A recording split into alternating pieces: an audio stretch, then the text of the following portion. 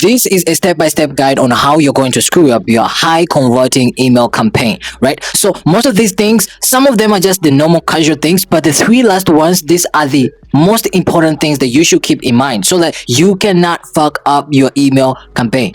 Else you're going to leave a lot of money on the table, and yeah, So first thing is first, right? Writing boring subject lines that nobody actually wants to open. Well, okay, so the fastest way to kill your email before it even gets read by your reader, okay, is to write a boring subject line that looks exactly like everyone else out there. So if you're a coach, you're a consultant, do not write boring subject lines, right? Long subject lines actually work, but you have to split test them, A/B test, so that you can see what works with your audience. What does their audience actually resonate with? Do they resonate with pain or something like that, right? So if your subject line sounds like a generic newsletter or a formal business update, then your reader's brain will automatically filter out that email as noise because they are already overwhelmed with a crowded inbox. A lot of people are sending them a lot of emails and stuff like that, and they're tired of the same repeated stuff. So you want to pick you want to invoke their interest or solve a specific problem immediately, but instead most people, or you probably, play it safe and end up being completely invisible and ignored. But even if they do open your email, okay,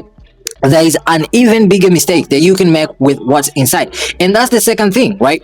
Sending emails with no clear goal, okay, or too many choices. Now, what do I exactly mean by this? Now, when someone actually opens your email, you have a very short window to tell them exactly what you want them to do next. But if you give them a lot of specific things to do, like maybe follow me on Instagram, check this video, or this is exactly how I can help you, go here and check out this page where I can give you my offer and blah blah blah blah, people are going to end up confused and none of them are going to take any kind of action, right? So a huge mistake is trying to cram 3 different offers, maybe a blog post link or a YouTube video, all in one email, one message, because you think maybe you're being helpful, or you are trying maybe to get people to engage with your content so that they can build some sort of connection with you so fast, but instead you are actually just causing decision paralysis, right? Making them more confused. Now, when you give people too many options, the thing is that they usually choose the easiest one, okay, which is to close your email and absolutely do nothing at all. And speaking of doing nothing at all, wait until you see how easy it is to lose them by talking about the wrong person, which takes us to point number 3, right? This is the third mistake: talking about yourself in the whole email instead of talking to your reader or talking about your reader's problems, right? So it is so tempting to spend your entire email talking about your new office, maybe your story from rags to riches, or your certifications, or your skills and expertise and experience, or how great your program is. But the truth is that your reader only cares about themselves. They do not care about any of that. So how exactly are you going to intrigue them? Okay, if you aren't leading with the pain points or specific transformations that they're looking for inside the email, then they will lose interest in your email immediately, because the email will feel like an unsolicited ego trip, like you just trying to tell them, okay, I can do this, I did this, I went from rags to riches. And people don't want that. People just want something about themselves. They want to solve their own problem. So if they open your email and they see some generic stuff like that, you're cooked, right? So you need to be the guide, okay, not the hero. Yet most coaches, or probably you too, flip this around and wonder why nobody is clicking on the links or getting more conversions and sales. But even if your message is perfect, again, okay, the way it looks on the screen might be the very important thing that kills the sale, right? So here's the thing: sending long walls of text with no actual structure also can kill your email conversions. It can kill your email sales, right? So nothing makes a reader hit the back button faster than opening an email and seeing a massive text or a massive wall of text with no breaks or formatting at all, right?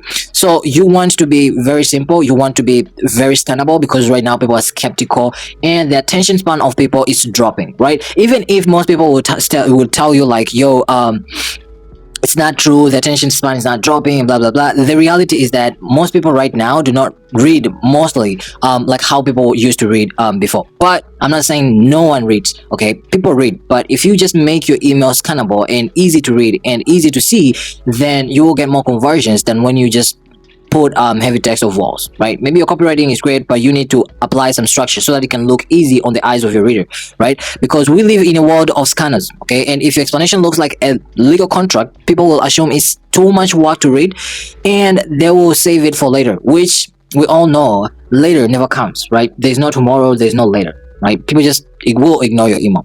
So you have to use white space, and by white space it's just something like this, right? You write something, you leave some white space in between so that it can look easy on the eyes of the reader, right? Use short paragraphs and bold text sometimes if you have to, to bold something so that those things can be like intrigues, to pull people in, right? Specific things that will be used like intrigues to pull people in and read your whole email, right? So else, if you don't do that, you just be wasting your time. You'll be just leaving money on the table. And if you think the wall of text is bad on desktop, okay, it gets 10 times even worse when they are pulling their own phone and watching your emails, which takes us to point number 5, okay? If you ignore the mobile formatting completely of your email on the phone, then I can promise you that you'll get zero conversions, right? Because most people read their emails over the phone, okay? Over half of your audience is going to read your email on a mobile phone, not on desktop, not on television, not on, I don't know, on an iPad or something like that. So if your layout, right, is broken or hard to read on a small screen, you have already lost them. So if your images are too big, your font is too small, or your professional coaching brand suddenly looks like a technical glitch or something technical, okay, that they will not have time to deal with that. They will just opt out, okay, taking the easy route out, which is not reading the email, closing the email, going, they will keep going on and watching cut videos, right? So most people forget to test their emails on phones, which is a silent killer of conversion because it creates frustrating experience for your most active leads. So don't forget that, okay? Always look how your email looks on mobile, even if it is plain text only, even if you're using design. Do not ignore that. Always look mobile formatting for your email, okay? But formatting isn't the only thing that needs a schedule, okay? Your timing is just as important, which takes us to step number 6, blasting out emails at random times with no actual schedule. When you do this, okay, if you only send emails whenever you feel like it or at a completely random time, then you are failing to build a habit of consumption with your audience. People will just, people will not know exactly when you're sending your email. So, but if you have a clear schedule, a clear time of sending your emails, people will be expecting your email and they will be opening your email, which is crazy, right? You will be building a habit of consumption from them. So your subscribers should know when to expect your emails because consistency builds trust and it makes your brand feel like a reliable part of their week rather than a random interruption or random consumption of content, right? So when you're unpredictable, you are easily forgotten, and that lack of momentum makes it much harder to get them to take action when you finally do have something to say. And when you finally do ask them to take action, right, you might be making it way too hard for them to say yes, right? Which brings us to step number 7, and this is using confusing or weak call to action. Now, when I'm saying this, okay, the call to action is the most important part of your email. You have to keep that in mind. But many coaches, many consultants, probably you too, you screw it up by being too passive or too vague on the subject line, on the call to action, right? So if you end your email with something like, let me know what you think, or click here, like click here, and don't tell them exactly what they're going to get on the other side of the link, then probably no one is going to click the link.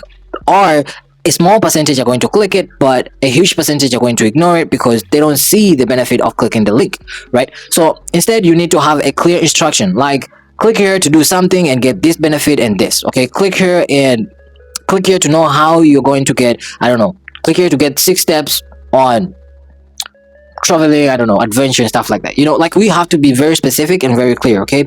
Else you'll be leaving a whole lot of money on the table and skipping a whole chance of getting more conversions with your emails. So you have to tell them exactly what to do and what will happen next after they click that link, or they will just nod their head, close your email and leave, right? But how do you even know if your CTA is actually working if you aren't checking the data? Here's exactly how, okay?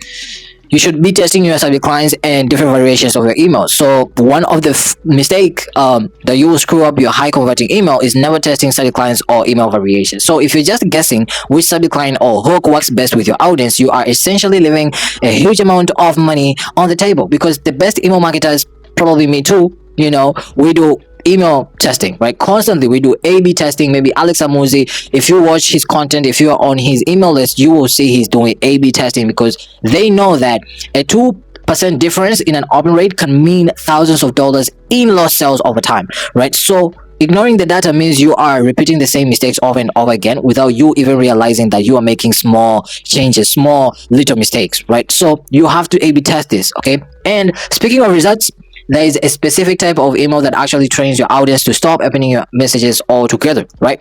Which is sending emails only when you want to sell something, right? When you do that, you give your readers or your audience a certain vibe, and this vibe is, this guy just wants something from me. They want to sell me the problem. They just here for my money, but they're not here, they're not interested about me, they're not here to solve my problem, they do not care about me, right? So the only time that your name pops up in the inbox is when you're asking money. If that's the only time, then your audience will quickly start to view you as a pest rather than a partner, right? So you have to provide value, give them stories, insights in between your offers, okay? Because if you don't do that, you are just burning out your list and destroying your deliverability and killing your trust on top of all that. So the money is made in the middle through the nurturing process and you providing value and telling your audience, knowing exactly what they're going through, right? The back and forth between you and the audience. But most people skip that, okay? Do not skip that and go straight to your pitch and then wonder why people are unsubscribing from your email list, right? Because you're doing it completely wrong. But even if they like you or they want to buy something from you, life gets in the way, okay? Which leads us to the final and most expensive mistakes of all, which is forgetting to follow up with non-responders.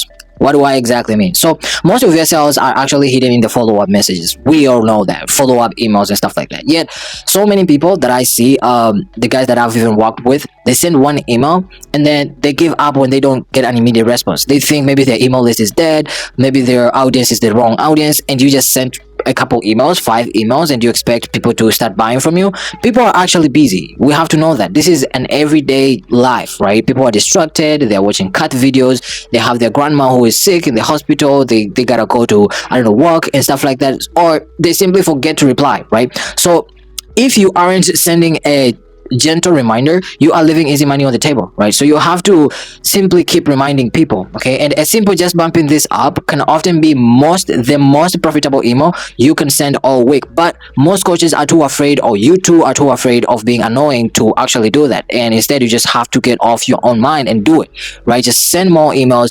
Don't send a lot of emails like every single day. Now most people say send every single day. Okay, probably it works with some audience and probably it works with some coaches and some people out there, but if you are starting, start small.